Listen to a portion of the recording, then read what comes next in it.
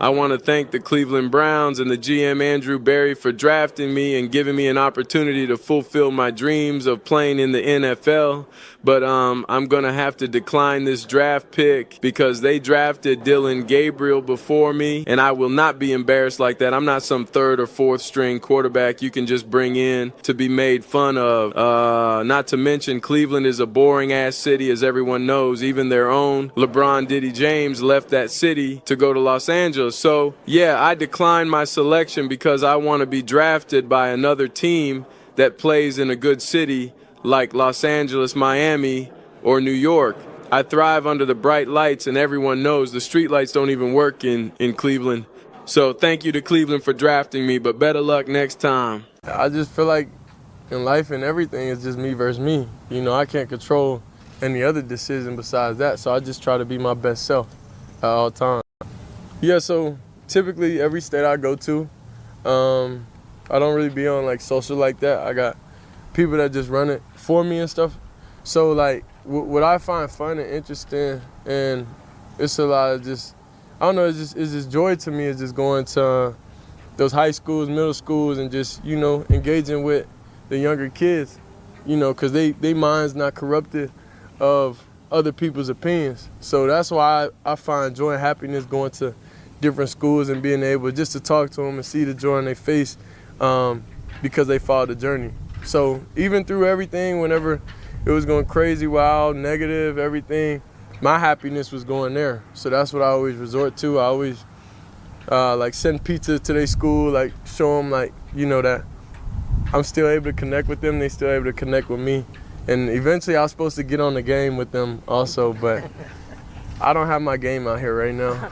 So that was the plan regardless of the slide in the draft, right? Become a right. Yeah. All you gotta do is just look it up. You'll see the history. I don't do anything for PR. I don't do anything because anywhere I go, you know, cameras will come. So it's not really nothing I typically try to do. It's just, you know, my life and just I mean, you just gotta step back and look at life. Like, you're in a great situation overall that you're able to be healthy. You know, that's one thing going through, you know, even with my brother going through an injury and my pops and everybody in the family, like, you value life and you value opportunity and just waking up every day a different way.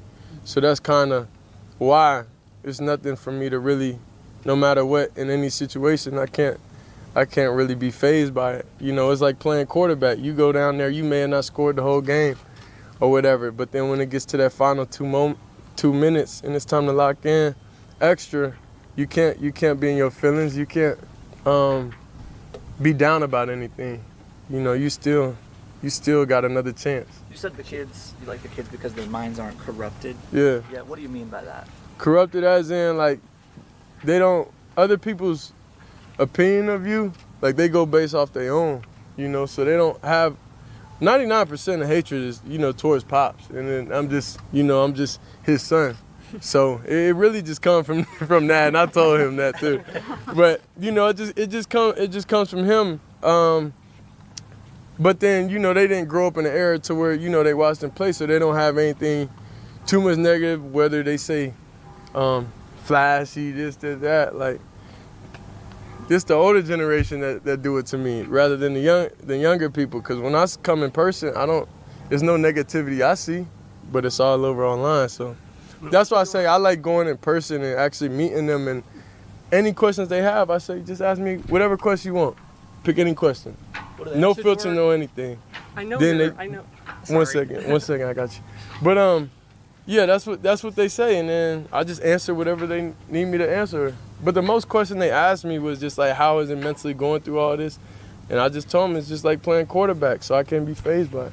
I know your dad in the pre-draft process had said, like, with everything you've dealt with attention and scrutiny, that you're very well prepared, in his opinion, to take on everything that comes with being in the NFL. Just what has that been like, I guess, throughout your life, and how has he helped you navigate that, especially these last few years? I say definitely he gave us the spotlight to be able to do that, so he gave us the opportunity. That's all you can ask for in anybody's job and anybody's profession, is just an opportunity to give a chance. The rest after that is on you. So I'm taking every snap out there, you know. I'm getting up after these hits. I'm throwing touchdowns. I'm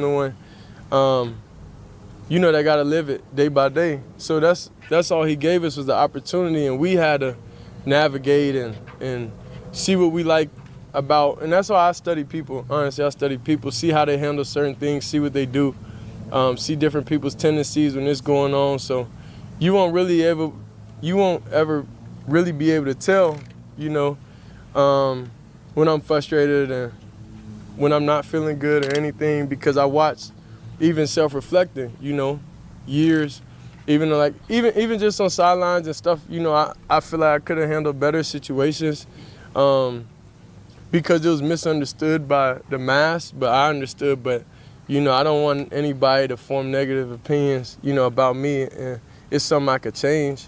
So I just took that type of leadership ability within myself to not give that vibe off or not give off that different type of aesthetic or negativity.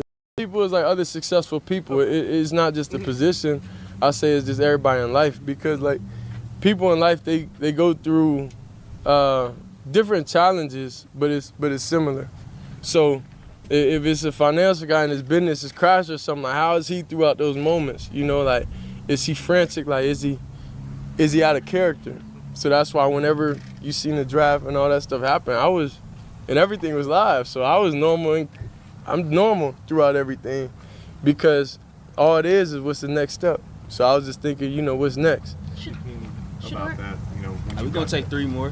When you got that phone call, your family friend Book said that you kind of just let it roll right off your back. You went to throwing the football right after. Yeah. Where does that mindset come from? Well, I jumped in the pool. But I don't even try to think about that day, because I got practice, you know, so all that stuff was cool for that time. But now, you know, I got practice. I got to learn the playbook. So. Can you See how it would be?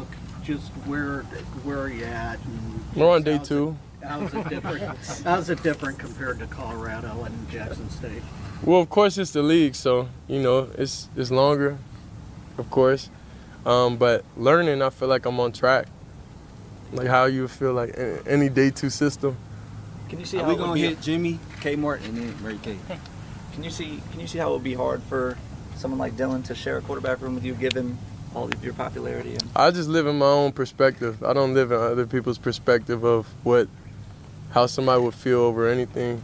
You know, I don't feel any type of way as a person in anybody's situation. Like, if it's something I like, it's something I respect it. You know, like I don't have any type of negativity or hate in my thought process. So I don't know how to answer that question, truthfully. Shedeur, you had said things could have been worse. You're healthy, you're blessed, you're happy to be here. But as a guy who, even people in this building, other places have said you don't have day 3 talent. So what's the mindset now as far as the opportunity that's in front of you, as far as proving the type of NFL quarterback you could be? I mean, thank you for saying that, because I don't, like, my job here isn't to prove people wrong. Like, I prove myself right. That's and I fully have self-belief, you know, and what those people say, that's just their opinion. So I don't truly care. They don't really live in my mental space about that type of stuff. It really doesn't do anything for me. Shedeur, let's hopefully end up with kind of a fun one here, and that is the Cavs showed you some love and some support throughout this process, and just wondering, have you caught Cavs fever a little bit? What do you think of Donovan Mitchell, and do you think you can get yourself down to one of these games and join in on some of the fun?